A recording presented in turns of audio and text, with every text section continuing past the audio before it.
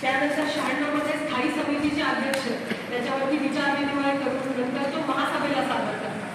Section 97 नुसार परिवहन व्यवस्थापन जे ट्रान्सपोर्ट मॅनेजर ते परिवहनचा जो काही जमा खर्चाचा अंदाज आहे त्यांचा तो परिवहन समितीला सादर करतात. नंतर 98 नुसार परिवहन समिती तो स्थायीला सादर करते आणि पुढे मग स्थायीकडून तो महासभेला सादर होतो. अंतिमतः परिवहन आणि महानगरपालिकेचा अंदाजपत्र याची जी अंतिम मंजुरीची बॉडी आहे अर्थसंकल्पीय अंदाजाची अंतिम स्वीकृती जी असते तर ती महासभेकडून सेक्शन 100 मध्ये होते. तर याच्यानुसार मागच्या वर्षी म्हणजे जे आता करंट इयर चालू आहे 2023-24 याच्यामध्ये महानगरपालिकेचा मान्य अंदाज जो आम्ही मांडला होता तो 677.27 कोटी रुपयांचा होता. तो अंदाज असतो कारण पुढच्या 9 महिन्यांमध्ये 10 महिन्यांमध्ये ज्या प्रकारच्या जमा खर्च होतात त्याच्यावरून मग डिसेंबरच्या आकडेवारीवरती आपण सुधारित अंदाज त्याचे तयार करतो. तर आम्ही 677.27 कोटी रुपयांचा जो अंदाज मांडला होता त्याची सुधारित आकडेवारीवरून 674.53 कोटी रुपये इतकी झाली. मला तुम्हाला लोकांना आवर्जून सांगावंसं वाटतं 2020-21 ची जर आकडेवारी बघितली तर तूट जी म्हणजे एक जो बजेट सादर करताना जो मान्य अंदाज होता जो ऍक्च्युअली सुधारित झाला 9 महिन्यानंतर 10 महिन्यानंतर त्यातली आकडेवारी याची जी तूट होती तर ती 2020-21 ला होती 69.48 कोटी, 21-22 ला होती 43.97 कोटी रुपये, 22-23 ला होती 192.89 कोटी रुपये आणि ही तूट 23-24 ला झाली फक्त 2.74 कोटी रुपये. म्हणजे जे मी बजेट मांडतानाही म्हटलं होतं की आम्ही वास्तववादी अंदाजपत्रक सादर करतो आहोत तर त्याच्यासाठी मी ही आकडेवारी आपल्याला दिली की आम्ही जे मांडलं होतं आणि जे अंतिमतः सुधारित झालं त्यात यात किती. आता 2024-25 जे या नेक्स्ट इयरचे जे अंदाज आहेत तर तो मान्य अंदाज आयुक्तांनी मांडलेल्या अंदाजपत्रकामध्ये 710.69 कोटी रुपयांचा आहे. आता याचं जसं वर्ष चालू होतं आणि पुढे डिसेंबरच्या खर्चाच्या आकडेवारीवरती पुढच्या वर्षी पुन्हा बजेट मांडताना हा सुधारित अंदाज होईल. तर आमचा प्रयत्न हाच आहे की जो आपण मान्य अंदाज आता ते फायनान्शियल इयर सुरू व्हायच्या आधी मांडतो आहोत त्याच्यात आणि ऍक्च्युअल आकड्यांमध्ये 9-10 महिन्यांनंतर याचा जास्त गॅप असता कामा नये. 2023-24 मध्ये 3 पार्ट असतात, एक महसुली आहे, एक भांडवली आहे आणि एक कर्ज आहे.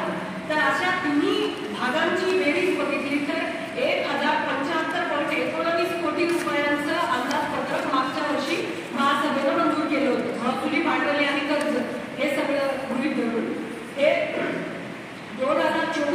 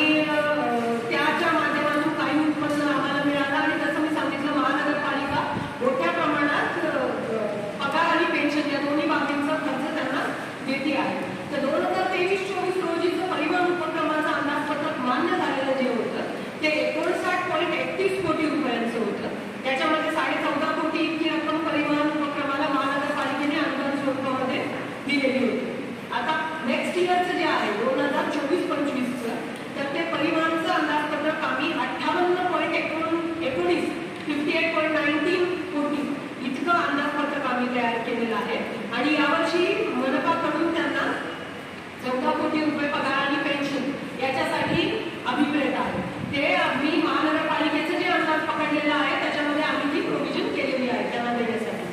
आता 2023-24च्या अंदाजपत्रकामध्ये ज्या ठळक बाबी होत्या परिवहनच्या त्या मी तुम्हाला सांगते. गेल्या 20 ते 21 वर्षांपासून ज्या पोलीस विभागाच्या कर्मचाऱ्यांनी शहरांतर्गत जे काही ट्रान्सपोर्ट वापरलेला असतो परिवहनचा त्याच्या संबंधात एक शासन निर्णय आहे आणि त्याचं एक कॅल्क्युलेशन आहे की एवढा रक्कम शासन त्या महापालिकांना देतं. हे अनुदान आम्हाला गेल्या 20 वर्षांपासून मिळालेलं होतं.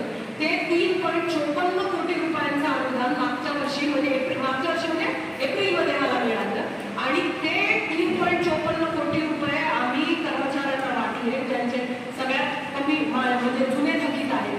त्यानंतर 16 महिन्यांचं वेतन थकीत होतं आपल्या लोकांना जर ज्ञात असेल तर आणि मग कोर्ट केसेस झाल्या वगैरे वगैरे.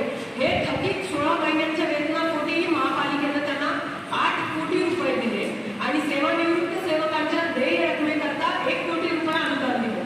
याच्याशिवाय एका केसमध्ये सुप्रीम कोर्टाच्या आदेशानुसार महाराष्ट्र शासनाकडून आम्हाला 30 लाख रुपये परिवहनला एका केसमध्ये प्राप्त झाले आणि ज्या काही वाढीव बसेस रोडवरती आल्या त्याच्यामधून काही उत्पन्न प्राप्त झालं.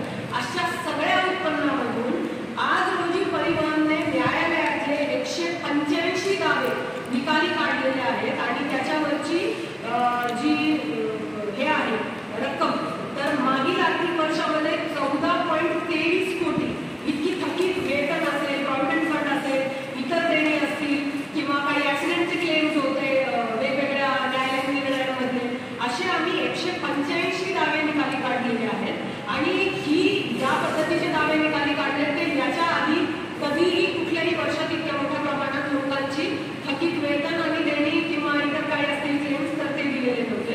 2024च्या अंदाजपत्रकातही आमचा प्रयत्न आहे परिवहन विभागाकडून की आणखी 40 ते 50 दावे वेगवेगळ्या माध्यमातून जे काही उत्पन्न प्राप्त होईल त्याच्यातून आपण निकाली काढण्याचं त्यांनी एक टार्गेट ठेवलेलं आहे. तर अशा प्रकारे 2024-25 परिवहनही 58.19 कोटी रुपयाचं अंदाजपत्रक सादर केलेलं आहे. तर ते पण अंदाजपत्रक रितसर परिवहन समिती स्थायी आणि अंतिम दोन्ही अंदाजपत्रक महासभेकडून मंजुरी याची प्राप्त.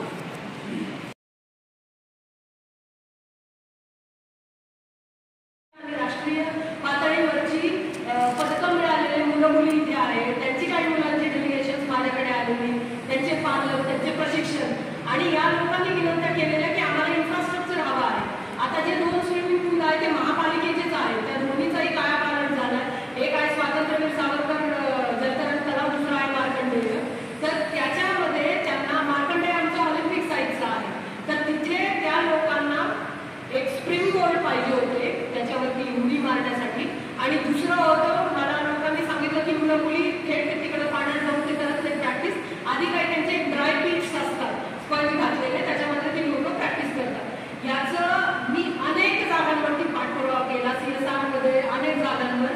फायनली मला काल त्याची DPC मधून मोठ्या पाठपुराव्याअंती 1.61 लाख रुपयांची प्रशासकीय मान्यता नाविन्यपूर्ण निधीमधून मिळालेली आहे आणि मला त्या मुला मुलींना सांगताना अतिशय आनंद होतोय की तुमची जी मागणी आहे तर ती आम्ही जे काही प्रयत्न केले तर त्याच्यातून मी व्हेरी हॅपी की हे आम्हाला निधी मंजूर झाला आणि त्याचं लवकरच काम सुरू करून त्यांना त्यांचे जे स्टेट ऑफ द आर्ट सुविधा हवी तर ती उपलब्ध करून देऊ. स्प्रिंग बोर्ड आहे, त्याच्यात सिव्हिल वर्क आहे आणि त्यात ड्राय पीट असतो. ड्राय पीट म्हणजे खड्डा आणि त्याच्यात स्पंज असतात उडी मारण्यासाठी.